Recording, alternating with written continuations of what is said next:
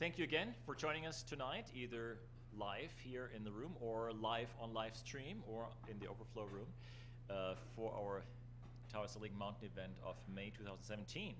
Before we start talking about the topic of the night, let me thank all those people who make it possible. Today I'm going to do a quick preamble, which is that in addition to the sponsors, of course, all the volunteers are really, really important. And we do have more and more volunteers chiming in, and I think it's really important because we are growing and we need more people to help us stay organized, stay on track. So thank you.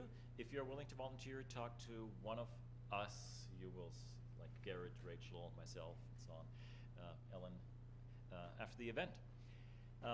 But the fact that you're not paying Silicon Valley prices for a tech event is mostly based on our sponsors. We have 3 sponsors. New Leaders has been our longest running sponsor, represented here by Robert, who he was here. Okay. He's doing web development and has really a very successful and quality shop in town, so if you have any needs in that area with this team. We have a new sponsor, The Lift.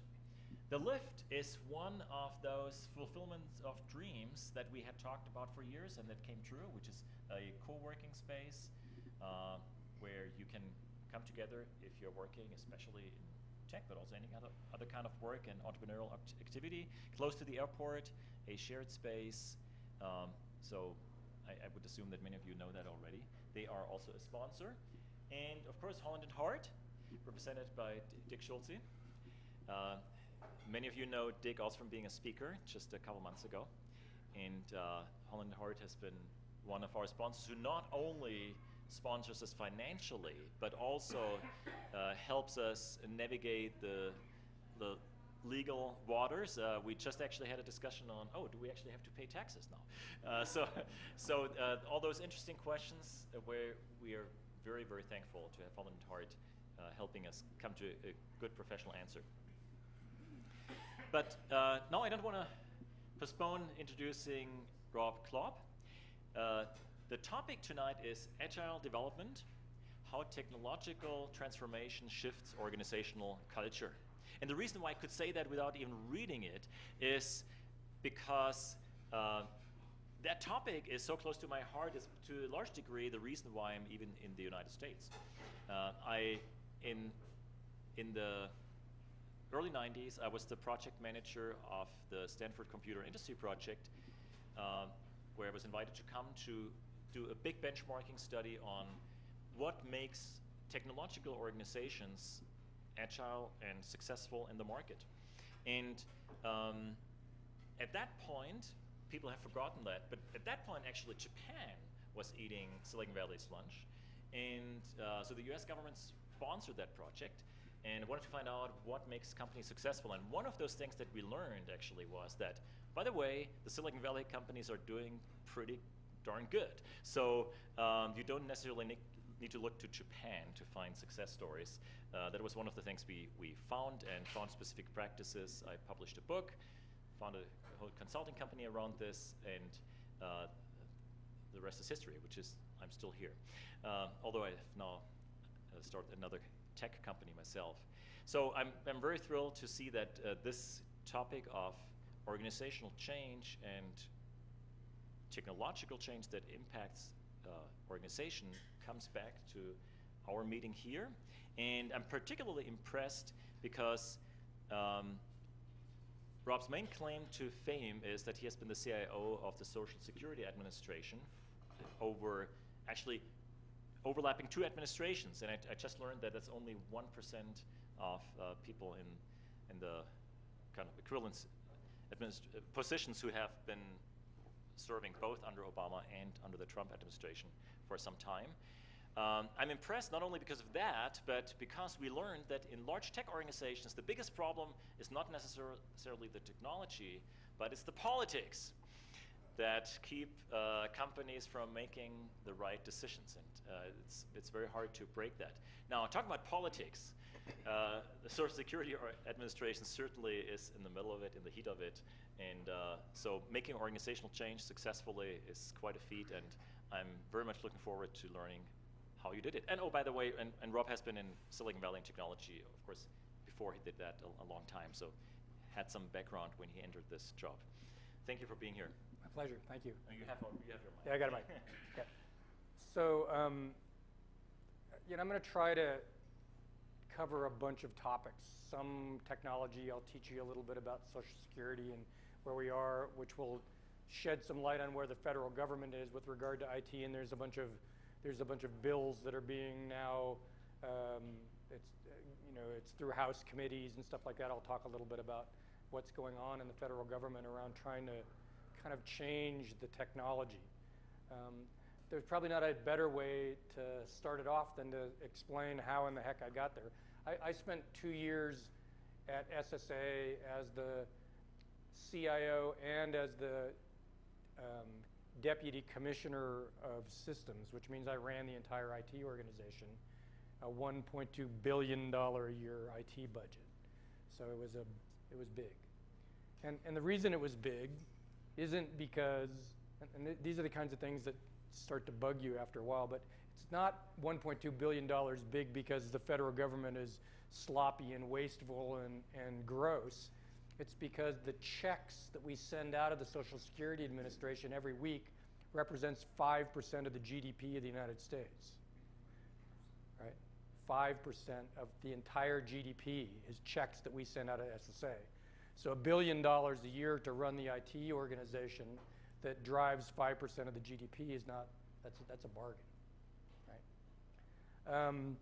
The way this all started is I was minding my own business, had a nice little job in Silicon Valley, got a phone call from a guy that was a recruiter at one of the venture capital firms, and I didn't actually know this guy personally, but I had occasionally done some sort of pro bono work for their VC firm, just looking at technology for fun. And he called me up one day and said, Rob, have you ever thought about taking a job in the federal government? And I said, no. And he said, would you be interested in a job in the federal government? And I said, well, I don't know, like what job? And he says, well, it'd be a really big job. And I said, well, like what? And he says, I don't really know. And for some reason I can't explain, instead of saying, well, that's ridiculous, I'm not really interested, I said, well, since you can't explain it to me, I'll just say, sure, I'm interested, and when you know more, give me a call. And I didn't hear from him for a couple of months, and so I went, oh, well, that's the end of that. He called me up one day and said, on a Monday morning, and said, Rob, can you be in Washington, D.C. on Friday morning for a meeting at the White House to talk about IT problems in the federal government? Which generally you would think would be a pretty boring topic, but I had a feeling there was something going on. And so I went back there, and it turned out that it was the beginning of a thing called the U.S. Digital Services, which was a program that was started by President Obama, and the idea was to bring talent out of Silicon Valley, inject it into the IT development process in the federal government, and try to make it all go better. And it was really triggered by what happened with healthcare.gov, which was this giant fiasco. They brought some folks in from Silicon Valley in a matter of a few weeks, were able to turn it around. By the way, interestingly, when you talk to those people, what they'll tell you is that the problems really weren't very deep, but there were so many people pointing fingers at each other that they just couldn't get to the heart of it. And they really didn't do that much other than come in with fresh eyes. And so I'm in these meetings, it's in the White House, and it's semi-interesting. And all of a sudden, I'm in the Roosevelt room in the White House, which is about as big as this room, not even maybe as big as this. There's about 30 people in the room, and they're talking about U.S. digital services, and the door opens, and President Obama walks in, sits down that far away from me, and basically takes over the meeting. And whatever your politics are, I'll just tell you that this is a guy you want to go have beers with. He's funny, he's engaging. He basically walked in and he said, he walked in and he turned to the guy that was speaking and said, I'm sorry, I know I was supposed to be here 30 minutes ago, but Putin. and and you know, and everybody laughs, and he says, no, seriously, he says, I've been up since 4 in the morning because the whole Ukrainian thing was just starting at that point in time and stuff like that. And he basically starts off and he says, you know, if you really look deep at it, the processes that we use to run the federal government, the processes aren't fundamentally broken, but the technology that we use to drive those processes are 30 years behind the time, and 30 years in the technology business is like the dark ages, right? And so he says, really, the reason you guys are all here is because we want you to come volunteer to help the government try to fix some of this stuff. And then he gets this just shit-eating grin on his face. And he says, you know, the fact is that I'm taking 30 minutes out of my day to come talk to you guys because I know that because the president has now looked you in the eye and asked you to personally come help the government, even though we can't pay you anything, this is not about money. He says, I know it's going to be a lot harder for you to say no, and he kind of giggled and walked out of the room. And I went, what do you do? How do you say no to that, right? I mean, the other thing I have to say, and you know, you guys would all someday maybe you guys will see this, but I mean, it's you know, you just don't get these opportunities, right? I mean, I took a 50% pay cut to go back and help for a couple of years, but who gets a chance to go help like this? So it was really a fantastic opportunity for me, and I had a great time. But the Social Security Administration was doing big data in the 1970s. You can talk to the old timers and they will tell you that IBM would come out with a new version of the mainframe and they would break it every time because they were on the leading edge of what was at that point big data. So they actually wrote like the first big data file system. IMS didn't exist. Some of the old mainframe things didn't exist yet, and these guys wrote file systems and early versions of database management systems and things like that to go make all of these things run all sequential. There was no such thing as a disk drive, right? It was all tape-based sequential processing, right? And they built this thing and made it all go. That's a beautiful story 30 years ago, but today it's a legacy that is just atrocious. It's atrocious. The Social Security Administration runs on 60 million lines of COBOL code and about 7 million lines of IBM assembler language code, right? This is 5% of the GDP. And, you know, it's there, it runs, there's not bugs in it because it's been running for 30 years, but it's really expensive. It's really, really, really difficult to update and maintain. You know, the laws change. It can cost millions of dollars to make changes that I mean, people with common sense that are software guys would go, well, that should be one person for a couple of weeks, and it's 20 people for a year because it's in the middle of this 60 million lines of COBOL gunk that's all intertwined, and it's really, really difficult. So my job when I came in was to see if I could, and they'd been trying they knew that this was gunk, but they couldn't find a way, they couldn't figure out how do you get out of the gunk? It's so intertwined. They've already picked off all the low-hanging fruit. What can you do? And so my job was to see if I could come in and find a different way to look at the problem and see if we could you know, break through this and see if we can make some headway. I'm not going to spend lots of time talking about the headway, but I will say that you know, when I came in, I had done my homework. Oh, by the way, I will tell you that they actually offered me. I was actually in the hunt for 4 jobs: the CIO of DoD, the CIO of Homeland Security, of VA, and of Social Security. And I had no idea which one they would offer me. DoD, I made the short list, me and one other guy, and interviewed all the way up to the Deputy Secretary of Defense. And Hagel was the Secretary of Defense at the time, and I was on the West Coast. And we tried for a couple of months, and we could never get me and him in the same city. So they gave it to somebody that was living in Washington, D.C. The VA guy was a commercial guy who hired somebody he knew. The Homeland Security guy didn't hire anybody, and I ended up at Social Security, which, by the way, was my first choice. It was my first choice because I knew what a mess VA was, and my concern was that if I was at DOD or Homeland Security, I would end up with an apartment next to Snowden. Because what would you do if you're in that position and you realize that they're violating the Constitution, and they are, right? So what do you do, right? Most people keep their mouths shut. Snowden didn't keep his mouth shut. I'm not sure what I would do, but I didn't want to be in the position. Social Security is just a beautiful thing that is a benefit to everybody. By the way, I will tell you, if there's time at the end, I'm going to talk mostly about technology, but it's already come up, what about solvency?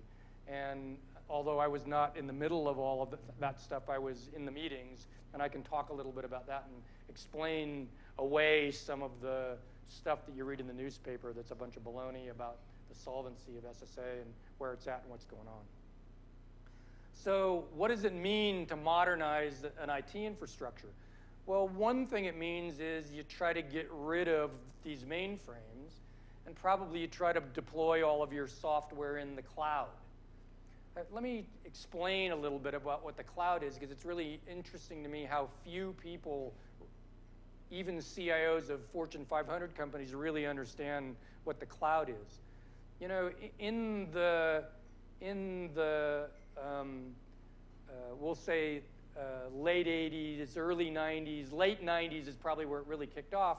People started deploying and building systems that ran in Linux or in Windows and on small Intel-based processors. And the problem that they had was, okay, I need 100 Intel processors to deploy my applications, and then the next year, Moore's Law kicks in, Intel comes out with another processor that's twice as fast, and all of your computers are now only 50% busy. So you spend a bunch of time and you try to consolidate down to 50 processors so you're not being wasteful, and about the time you get that done, they come out with the next version, right? And so it was a never-ending battle and really, really difficult to take your software and redeploy it on new physical servers. And so in the 90s, really the early 2000s, VMware said, let's create virtual machines. Now, there's nothing magic about virtual machines. IBM invented them in the 1970s, right? They were virtual machines that ran on the mainframes in the 70s. All of the technology that is in VMware and hypervisors, every bit of that technology existed in the 70s and 80s on mainframes. Every bit of it. They just applied it to microprocessors. And so now you can take your 100 physical servers, and when you shrink them to 50, you don't have to completely redeploy because it becomes virtual. So on each of the 50 servers, you have 2 virtual machines on one physical server, and then when it doubles in speed, you go to 4, and when it doubles in speed, you go to 8, and so on and so forth. So it becomes really, really easy to redeploy these virtual machines because you're not tied to the physical hardware. So this is the virtualization thing that started happening in around 2000. But then guys like Amazon said, we've got hundreds of thousands of these servers and virtual machines, and you know, we have some extra CPU cycles that are just sort of still sitting there on our machines that it's a sunk cost. We could give them away for a penny, and we would just be making a penny. And so they basically created a way for you to go buy virtual space on their hardware. And for them, it was just extra money. I mean, the economics of this cloud computing is just incredible, because if you've got hundreds and hundreds of thousands of computers, there's a little bit of gas at any point in time anywhere, right? And so they basically say, if we could sell that little gas that's left over and get a penny, we make money. So when you go on Amazon, you can basically buy a virtual server, and it costs like $1 an hour. I mean, it's bigger than any PC you've ever owned. It costs $1 an hour. So what cloud computing is is hundreds of thousands of these big physical computers with lots of tiny little virtual computers on it, and sort of a cloud operating system that lets the infrastructure figure out where is there some gas that I could go plug. So cloud computing is computing becoming almost free because it's using up all of this extra space. I'll tell you I'll come back to the cool story. So now I've got all of these giant hundreds and hundreds of thousands of computers in these big data centers. There's always a little bit of gas. There's an operating system that manages all 100,000 and tries to find and put the compute where there's the most space and stuff like that. Now these big companies come along like Google and Netflix and stuff like that, and they said, well, how can we take advantage of all this little bit of space? The way we've been building software today is we deployed it on one physical server, then we put it in one virtual server, and we left it in one virtual server, but now I can move this big chunk of stuff to one place. And these guys said, well, what if I could take that big chunk of compute and I could break it into 100 little chunks? Now it fits all this little gas that Amazon and these guys have. These little chunks just squeeze in, and the compute becomes really, really free, but it also becomes completely scalable. Because if you can make it run on 100, you can make it scale to 1,000. And so the reason all of these companies, Netflix and these guys, go to cloud is because they can start small, deploying the cloud on 100 little empty spaces in Amazon. And when Netflix gets big, they are now deploying on 10,000 spaces, and they're deploying on 100,000 spaces. But the way you build software, instead of building it to fit on one computer, you build it to be spread across hundreds or tens of thousands of computers. That scalability is a fundamentally different architecture than the way we've been building software for the last 20 years. It's as fundamentally different as when client-server first came out and PCs first came out. So part of the problem is there's lots of people who say, oh, we got to go to the cloud, but they don't realize that that means they have to rewrite their software. They have to rewrite their software to be able to run in thousands of little spaces. And if they do that, cloud becomes almost free. If they don't do it, it actually can be a little bit more expensive. So the reason I'm telling you this is because, so now not only am I looking at the Social Security Administration saying you got to get off the mainframe, which is giant gunks of software, but you can't just do what you've been doing for the last 10 years and build little Intel-sized gunks. You have to fundamentally rewrite the software to be scalable. The other thing that's really cool about the way we build modern software is it's not just scalable. It can go from 10 of these virtual pieces of gas to 10,000, but it's also can be elastic. And what that means is when you start it up at 8 o'clock in the morning, you may only start up 1,000. At noon, when everybody's online, you can elastically scale to 10,000. When you get that bubble at 2 o'clock in the afternoon, it goes to 15,000. And at the end of the day, it just elastically shrinks back down, and you pay for what you use, as opposed to the old days where you had to go buy the hardware, and you had to buy hardware to support the maximum amount. Now you just pay for what you use and let it elastically expand, and you dramatically shrink the costs of compute because you don't pay for it unless you're using it. So cloud computing is really fundamentally about rewriting software so that it can scale to thousands and thousands of parallel instances, and its elasticity because you can automatically expand and contract based upon what you need. So I'll tell you a really cool story, and if you're an old timer, you'll get some of this stuff, but we've all run into this thing where it's, say, year end, and we're closing the books in accounting, or it's a quarter end or something like that. And we put this giant batch job on the system that consumes the entire computer for 4 days, right? one computer 4 days because it's just this huge year-end thing. You only run it once. But think about what it means if the software is scalable and elastic, and if I'm paying for compute by the hour. If I ran this giant batch job that took, I'll just make it round numbers and say 10 days on 10 computers, and I ran it on 20 computers, it runs in 5 days. And since I pay per hour, it's free for me to double the amount of compute and do it in half the time. And I can double it again and run it in 2.5 hours. And I can double it again and run it in 1 hour and 25 minutes. And I could put it on 1,000 servers and get it done in 10 minutes. And it costs me the exact same amount of money. So compute becomes completely free if you write your software to scale it. Nothing ever takes 8 hours anymore. You just scale it up and put it on 10,000 servers. Amazon's got them. It costs $1 an hour.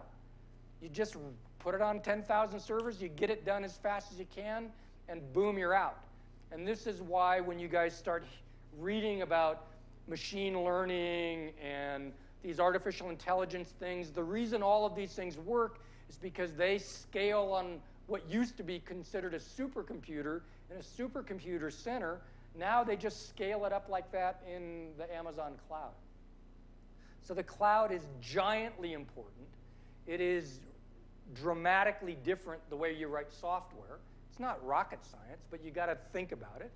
And it makes compute almost free. And it's that free compute that causes all of this machine learning and artificial intelligence and IBM Watson. The reason those things all can happen is because of this scalable, elastic kind of compute thing. So it's really important. So we had to, at SSA, we had to figure out how to get started on that. The other thing that I think is important for you guys to understand, at least the rudimentary stuff of, is there's a new thing called Agile software development. And unfortunately, it's actually called the Agile methodology, which I consider an oxymoron. There is no methodology that is Agile.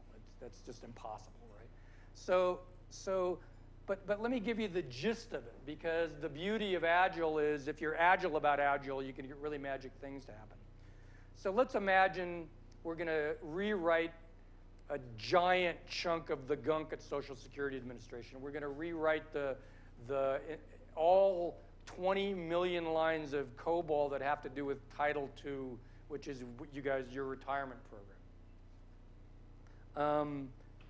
If we were going to do it the old way, it's called the waterfall method. What we would do is we would sit down and we would ask the business, can you imagine what you want this thing to look like in the future? And of course, they say, yes, I can imagine it, but the reality is they can't imagine it. They don't know where I mean, you know, it's the iPhone isn't even 10 years old, right? So how could you imagine 10 years ago what you wanted your new system to look like when you know, the iPhone isn't even there, right? Mobile computing doesn't exist. So the problem is these guys, you ask them to do something that's intellectually really challenging. I want you to imagine the future, and you're not even a technology person, so good luck with that. Imagine it to the best you can, and then tell me about it, and we will write it down, and we'll call it requirements. And you don't really know what it is that you want. When you tell it to me and I write it down, I, of course, transcribe it a little bit wrong, right?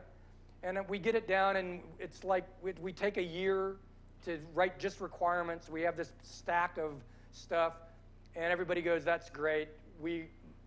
Those are the requirements. And now you go write detailed specifications. The specifications are, how am I going to deploy this using technology?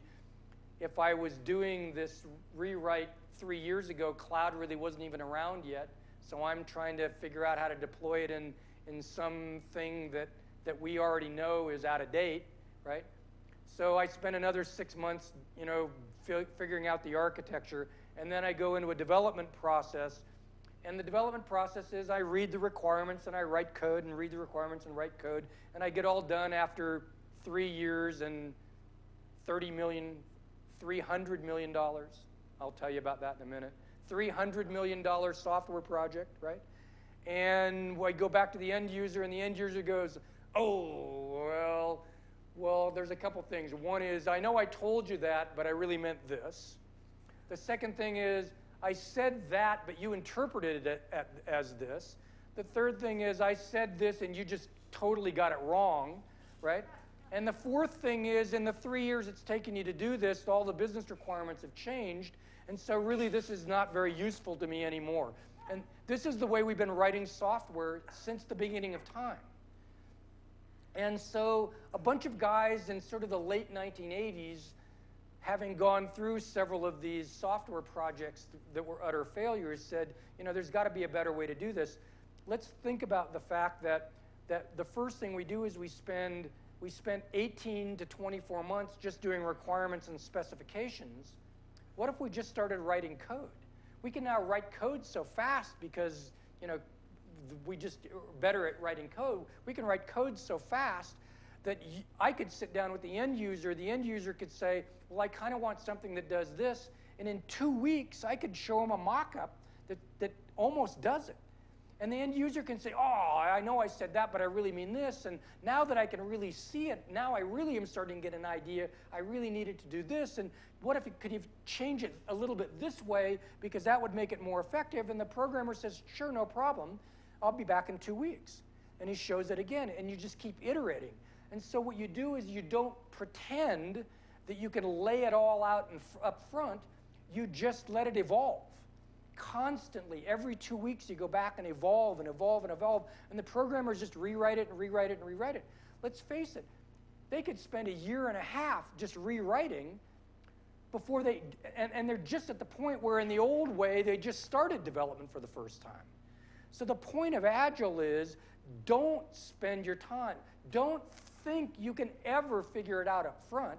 Just get on with it. Now, the thing that makes it work is you have to have the business person looking and sitting with you at least once a week, and the best case is every day, right? The business has to be with you every day. They don't get to just spend some time up front and say, okay, requirements are done, now I get to go back and do my other job.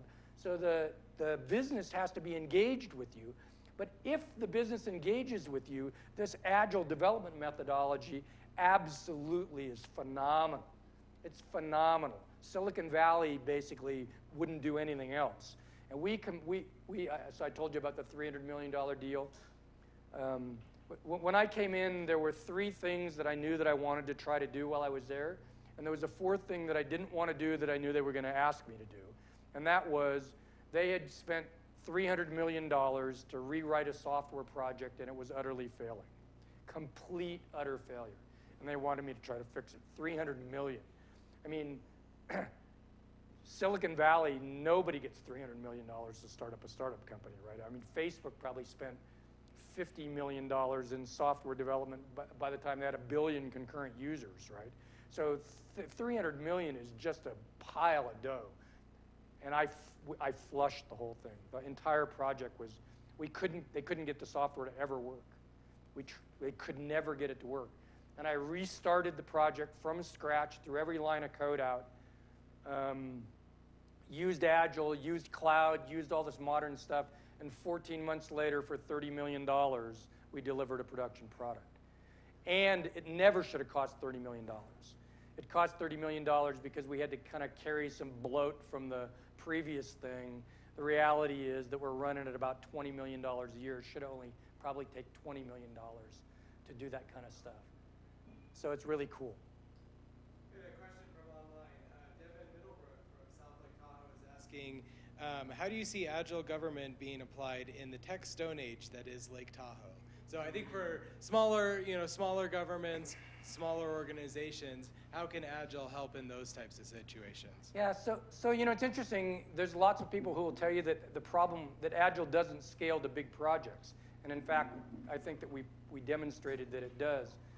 I think the thing about Agile is, I think it works for smaller projects. I think that the idea is you write code, you show it to the end users every 2 weeks, you get their feedback, and you go write more code. You don't try to get it all set up front. One of the things that's really cool is, so think about the waterfall thing where we spend a year and a half or 2 years trying to predict where it's going to be before we can ever write the first line of code. In Agile, you just get the vaguest idea of where you want to go and you just start. So you can focus on the beginning instead of trying to define the end. And so these big projects, you just get started and let it evolve. I think for little projects, it's the same thing. If I was a little 2 or 3 man shop and I was trying to build code for some small business, I would say, let's sit down, give me some idea of what it is that you need to build. I'm going to write user stories. One of the great misnamed things in the world, a user story is a sentence. It is not a story at all. It is a sentence that reminds you that you have to write some logic to allow someone to open a case. That's one user story. Another user story is I'm going to close a case. Another user story is I'm going to assign a case from this person to that person. One sentence, and it's just a reminder that you have to write code to deal with that functionality.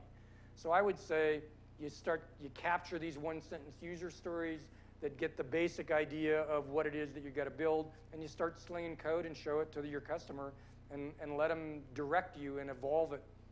And just start. Just start writing code, right? Wireframe it. Get it up and going. So that's probably the answer I would give there. So I now have cloud computing where I don't have to go buy hardware. I can go online.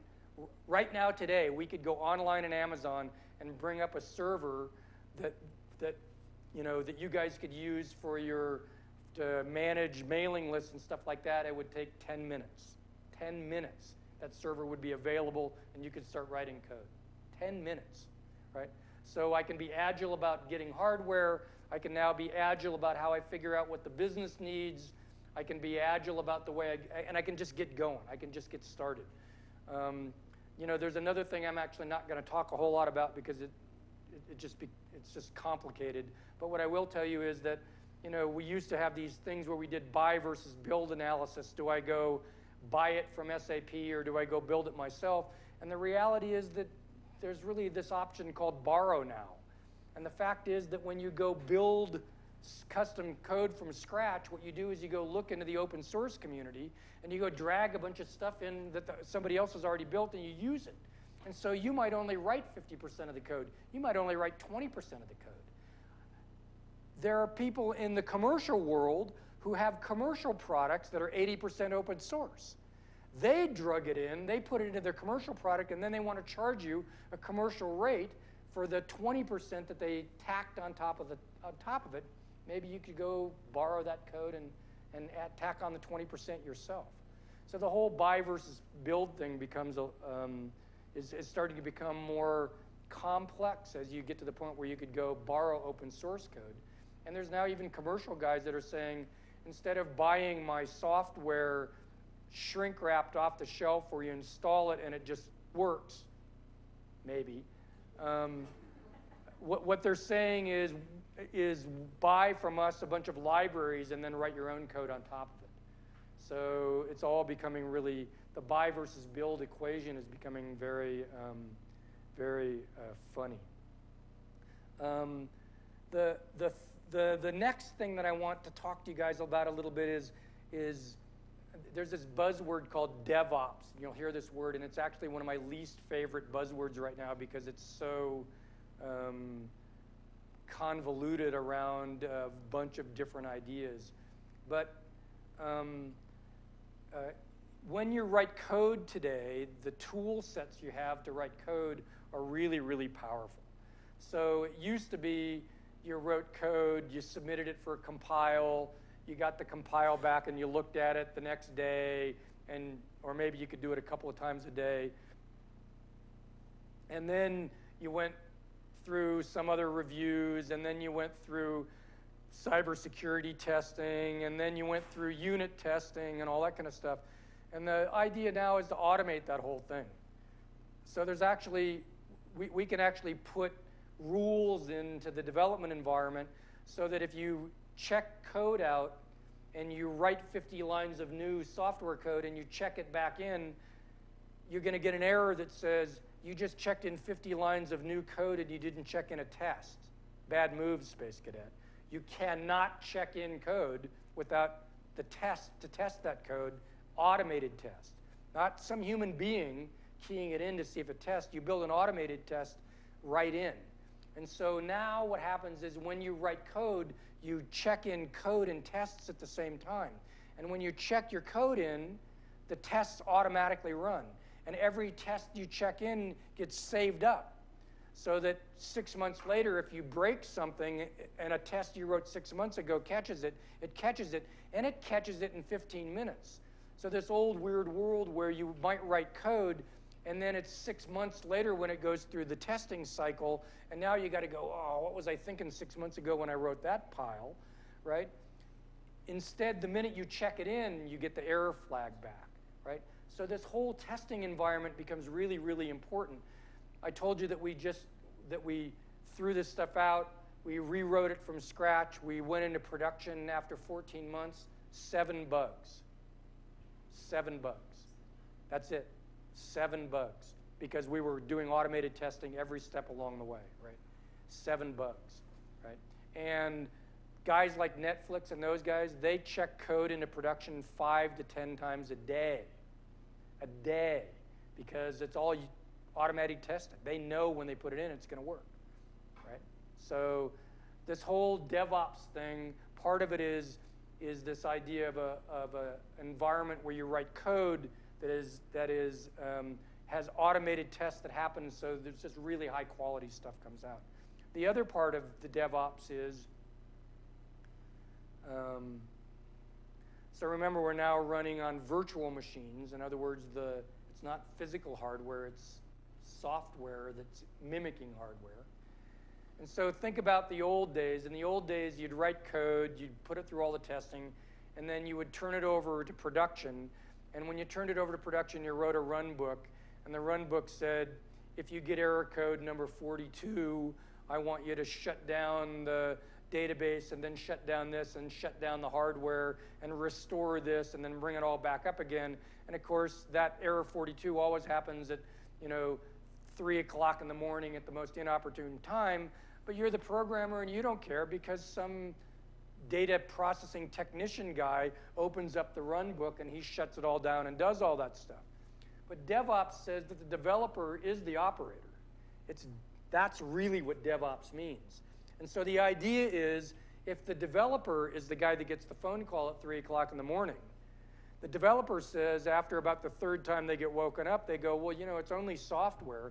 I could actually write software to look at the error log, see that code 42 happened, automatically issue the instructions to quiesce the database, quiesce the operating system, shut down the hardware, do a backup, and then bring it all back up because I can control all that with software. I'm tired of being woken up at 3 o'clock in the morning.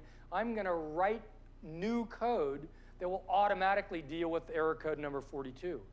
And then I write it for this, and I write it for that, and I write it for something else. And so DevOps is this thing that blurs operations and development. And what ends up happening is the developers write self-healing code. And fundamentally, that's what DevOps is. There's a bunch of other buzz around it.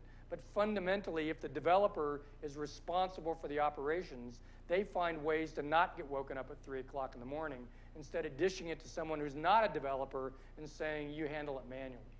So DevOps is another really important new thing that makes all of this code much more reliable. I got about 15 minutes left. I'm going to talk about 2 things.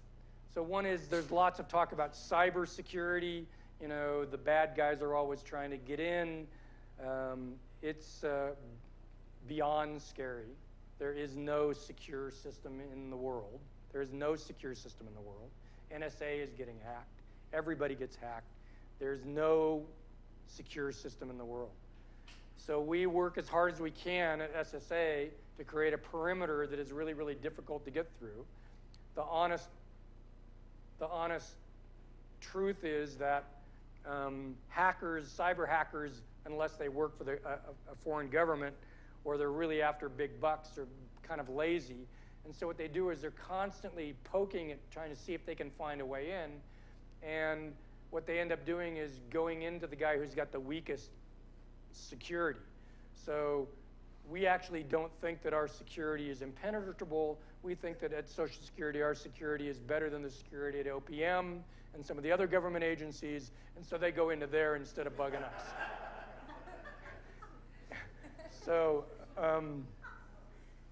So the next phase of cybersecurity is, since we know they're going to get in, how do we detect it and block it? Because when they get in, so I mean, you know, you think about them getting in, but the reality is that they have to get in, and then they have to get a beacon back out to them and establish a secure communication from outside to the inside, and then they start kind of moving around trying to find a high-value asset. And sometimes that moving around takes years. And if you never detect them, they have years to kind of slowly move around, right? And then they'll find something, and then once they find it, they got to get it out. I mean, think about it. They're like a bank robber, right? Part of the problem is breaking into the bank. Part of the problem is getting all the money and figuring out how you're going to load it all up and get it out and not get detected going out. They have all those problems in cyber. So the trend now in cyber is to try to detect them looking around. And there's ways to do that, but all of the modern cyber stuff is being built for the modern software stack, Linux and stuff like that. And so if you're running 30-year-old IBM legacy software, you know, there's not much. So cyber starts to become really important. There's a couple of bills in front of Congress now. The primary sponsor is a guy out of Texas named Will Hurd. And these are bills to try to provide funding to the agencies to modernize, to do all these things that I'm talking about, to rewrite 60 million lines of COBOL using these modern things. And the problem we're having so far is everybody agrees that, I mean, really, IT is like all other infrastructure, bridges and dams and roads and all that kind of stuff. The reality is that it has to be modernized and it costs money. And the problem is that, you know, everybody knows we got to do this. Nobody really wants to. The political cost of saying I'm going to vote for spending money on it is too high. So the politics are getting in the way of us doing the right thing. And even though I'm very supportive of this thing that Representative Hurd has put together, it's sort of a bit of a drop in the bucket. But I've talked to him, and I know he would like to do more, but the politics stop it. You know, nobody wants the government to spend more money. I would argue probably there's some things that we need to spend more money on. We just have to find a way around it. The last thing that I want to leave you with, which is maybe will spin your heads a little bit, is so I started off with these 4 objectives.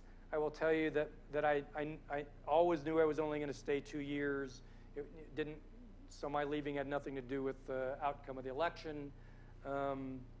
My goal was to take on these 4 things, and if at the end of 2 years, if I knew that 2 of those 4 big things were locked and loaded and I knew that they were going to continue, I would have considered my time there to be really successful. And my stretch goal was to get actually code on the ground running in one of those 2 things. And after a year at SSA, I had code on the ground in all 4. And by the way, that's not a tribute to me. I was acting as if I was only going to get code on the ground in 1. It's the tribute to the civil servants that worked for me that basically embraced all this new stuff and stepped up and owned it and basically made all this stuff happen. There is this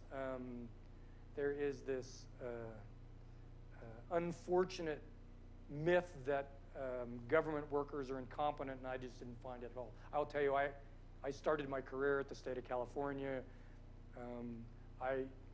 I'm not sure I was expecting a high level of competence, but the staff that I had working for me were just amazing, really fantastic, and really dedicated people that know that what they do matters, right? I mean, they care about their job because they know it helps public citizens. It's pretty cool.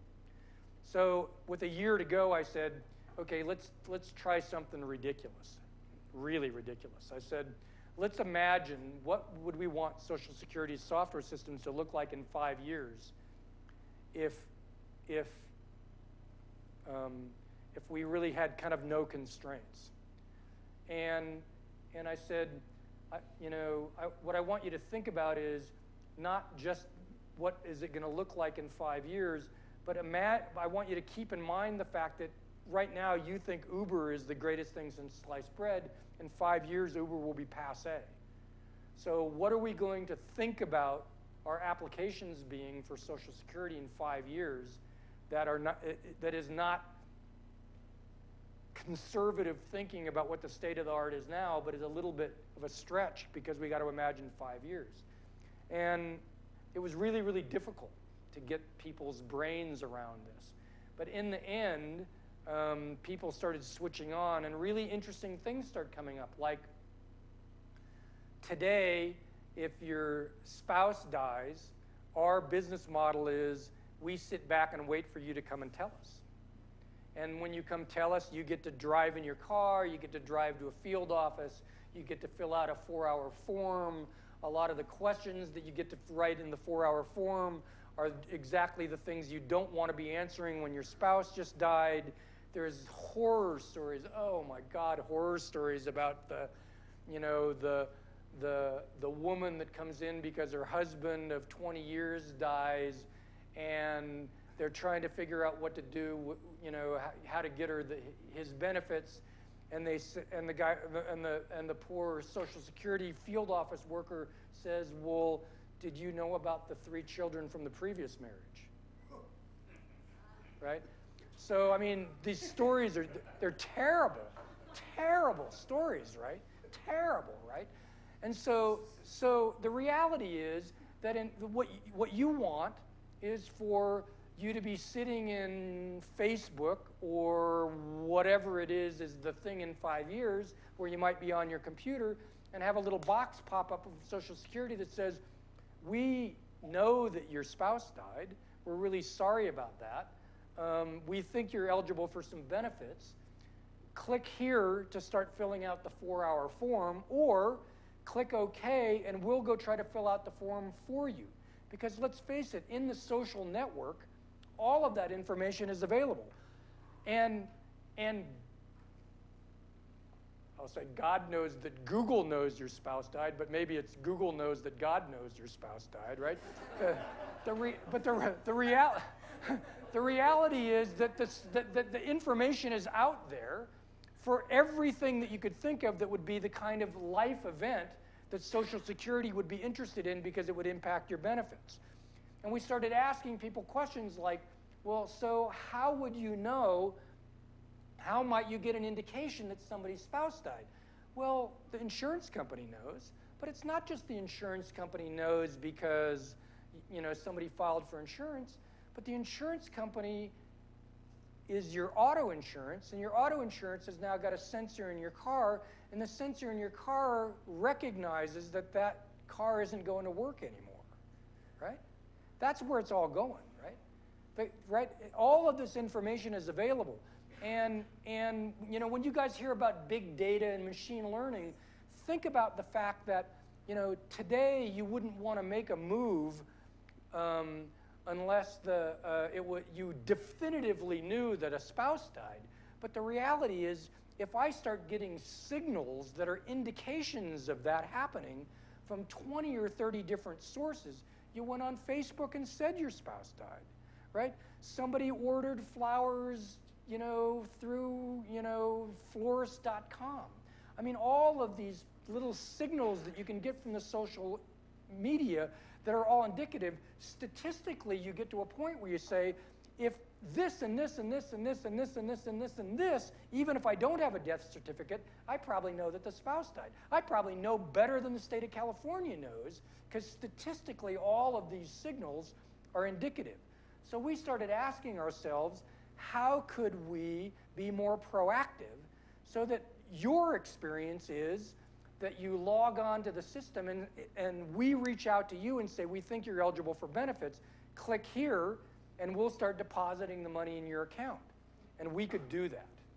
And everybody starts going, oh, big brother, and I'm like going, yeah, but Google knows. Really?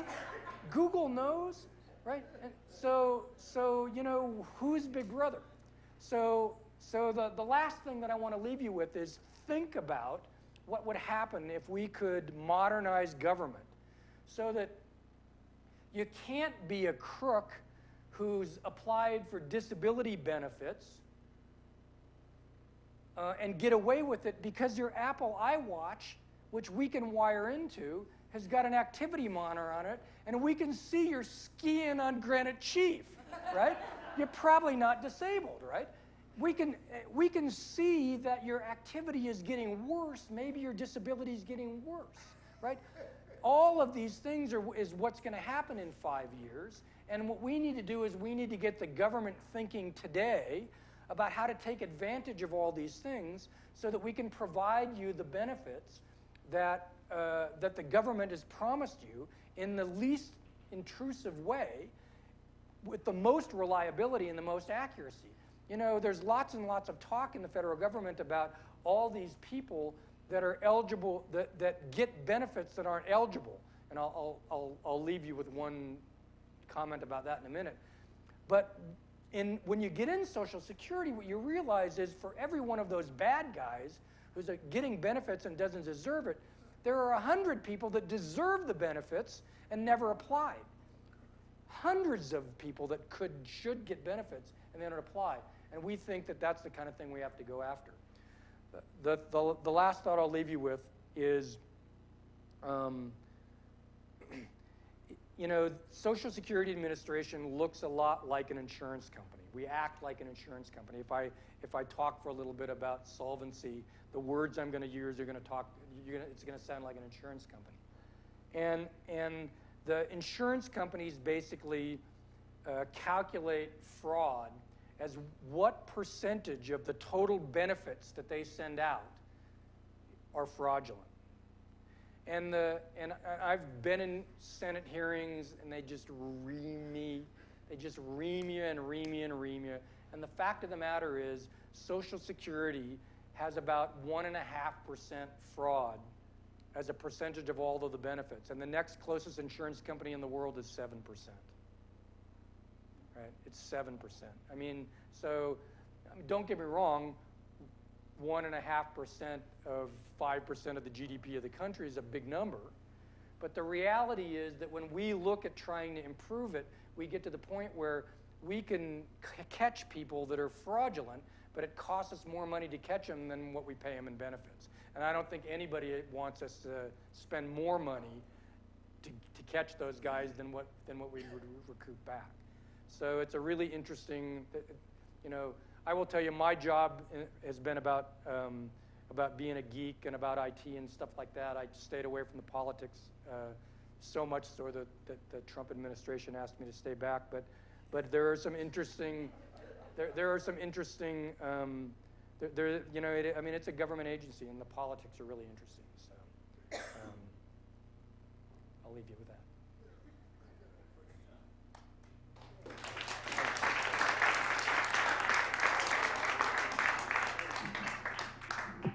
Got to talk on the mic. With regard to cybersecurity, why can't you encrypt these programs? We've had encryption for years, and it's just, you're not changing the program, you're just getting there a different way, and it continually cycles, more or less. Now an entry point may be A. At some moment in the near future, 5 minutes, 10 minutes, whatever it is, that entry point could be C or D or Q. And so if you have the intelligence to come up with this, you know, up-to-date programming, why can't you encrypt it so you can continually change? It's like skinning a cat, but you're still getting. So here's what we're doing. It's a great question. First off, there's two concepts about encryption. One is encryption at rest. So when I write it to a disk drive, I encrypt it. So if you get into the disk drive, it's no good to you. The other thing is encryption in motion. So if I'm transmitting information across the network from my computer to your laptop, I encrypt it on the way, and we do all that stuff. The problem is that the bad guys get the passwords to decrypt it. Right? So what we're doing is we're creating a deal where the passwords change every day. So if you're a systems administrator, and it used to be you would get a password. It might last for a month. It might last for 6 months. It might be the same password that when you installed the system 10 years ago. And what we're now doing is creating a library where the passwords change every day, and the admins have to go and check out a password every day. That way, if somebody gets a password, it's only good for a day. So that's how we do that. We have a couple questions from online. The first one, what were the 4 software solutions you specifically set out to fix and launch at SSA? This was a person who joined late, so I think you may have already covered Yeah, no worries. So the 4 things were, I needed to do more Agile. We talked about Agile methodology. I needed to get cloud computing. I needed to get IT modernization started. I needed to find a way to break the gunk and get into that. And the 4th one was this $300 million project that I knew that they were going to ask me to try to turn around. And then another question also from Ben. What's your take on other digital service teams such as USDS and 18F, I think is? Yeah, so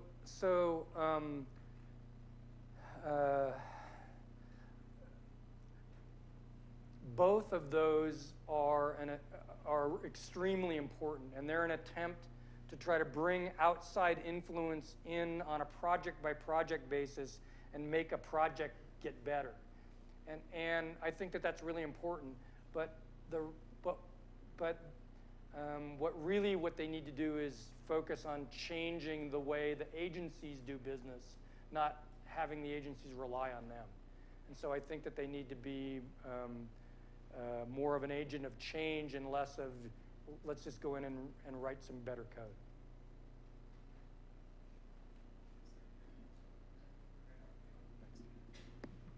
You mentioned a couple of things that are related to IoT, Internet of Things. Is SSA using IoT technology to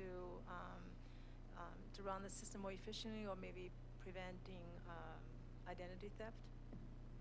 Yeah, so the question was about Internet of Things. The answer is when we think about 5 years out and we think about how we might use wearable technology and stuff like that, so we're thinking about that stuff. The problem is this becomes one of these, how do I inject something as modern as that kind of thinking into 60 million lines of COBOL? So the problem is I got to solve the modernization problem in order to provide a modern infrastructure to let me go do that kind of stuff. And it's a great question, and we're certainly aware of the opportunity, but we got to have some work to do to be able to take advantage of it. I remember when my father died, it was like at 11:59 at night on the December 31st, and I had to send back the December Social Security check because he hadn't lived that full month. How is that still the case? Yeah, I imagine it probably is. But so the thing that's really interesting is there's some of this stuff is legislated, right? Those kinds of things are legislated. Those aren't rules that we make up in the agency. They're either regulations, which is a notch less than legislation, or they're actually in the act. They're part of the law. And so sometimes silly laws are enacted, and we just have to do what the laws say. Yeah. Go ahead. I have the microphone. You talked a lot about how in 5 years we'll have all the technology to tell you whether your spouse has died. I work in big data, and we have modeling, and we employ it for online advertising. So today we can tell you, based on a model we build, whether, show an alert to somebody for that type of reason, if your spouse have died or anything else. So is the administration trying to figure out other ways to buy or build rather than building in-house in 5 years or using modern technologies that currently employ for other ways? So it's sort of similar to the IoT question. You know, we have some fundamentals that we have to clean out some of the gunk in order to get to the point where we can take advantage of this stuff. The things that I talked about, trolling the social network in order to find that kind of big data stuff, that technology's around today. I know it, you know it, we know it. Social Security wasn't so much aware of it, but we're not in a place where we could take advantage of it.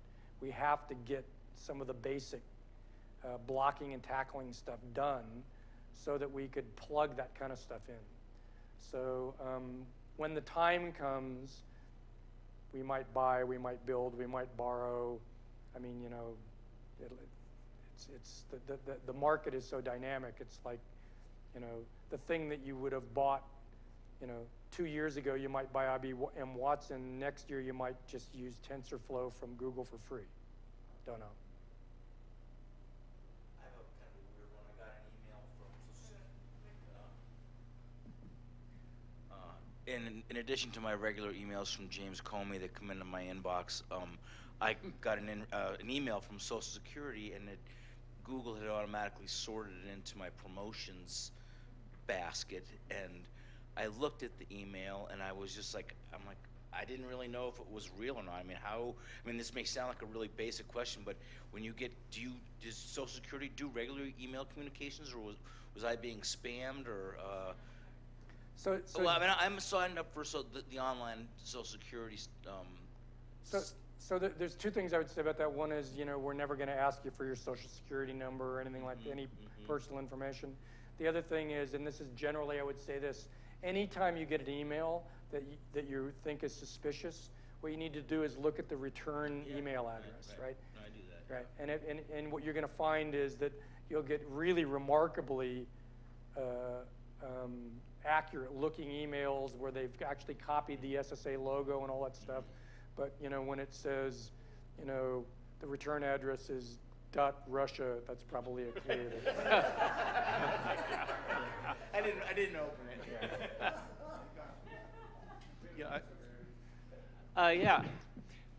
You said that they had all this COBOL code and you rewrote it. What languages did you rewrite it into?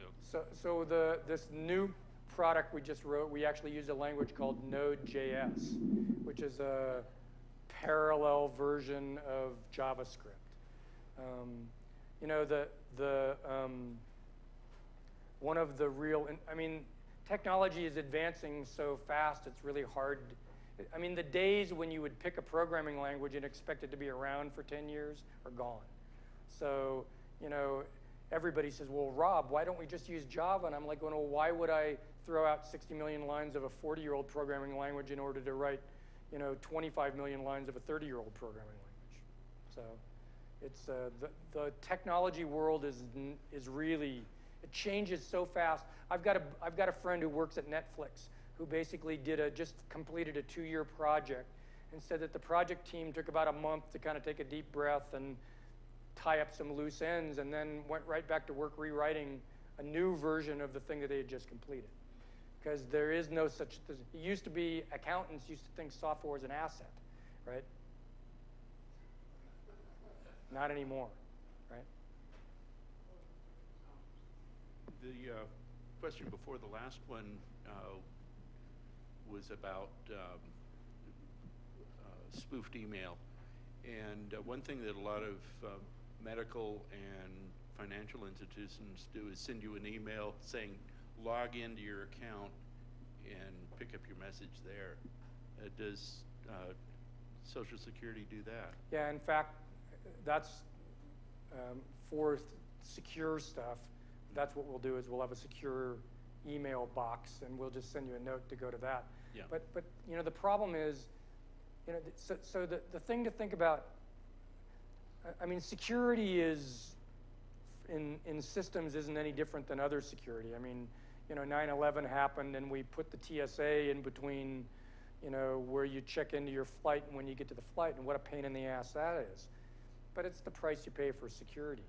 You know, if somehow we could create a TSA thing where you could just walk straight to the gate, but it was just as secure, then that would be what you'd shoot for. And so the problem that we have with cybersecurity and those kinds of things is it's not really very convenient to say, send you a note and tell you ought to go to look at your special Social Security, box. It'd be, and so what we're trying to do is find better ways to do it than that. That's one way that we do it today. It wouldn't be a hassle for me, but for my mother. Yeah, that's right. That's exactly right. Tough. Yeah. My mom's 93 and blind, right? Yeah. So I will tell you, it's really fascinating when you start trying to figure out how you're going to write software for someone who's 93 and blind.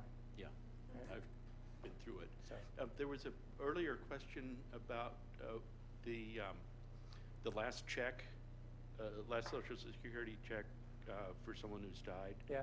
I just want to mention that if that was automatically deposited, it'll automatically be sucked back out. It wasn't in those days. Oh, okay, sorry.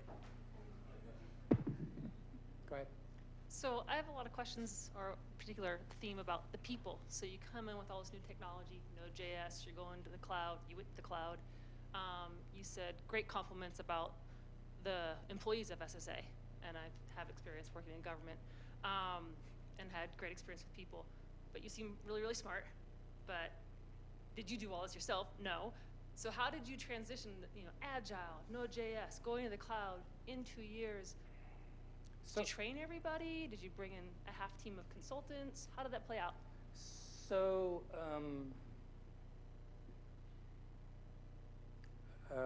lots of stuff. What I would say is that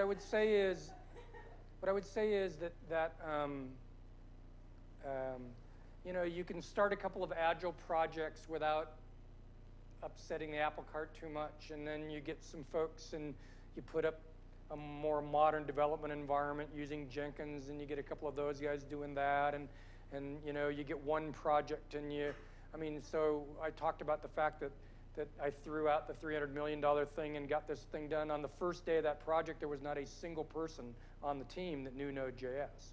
So part of why I could have done it cheaper next time is because now I don't have to fight, which was actually a fairly significant learning curve. It's not the easiest language. Contracting thing was really interesting because, you'd like to believe that every contracting company has tens of thousands of employees that are all versed in the latest and greatest technology, but the reality is that the contractors have the skills that we pay them to have.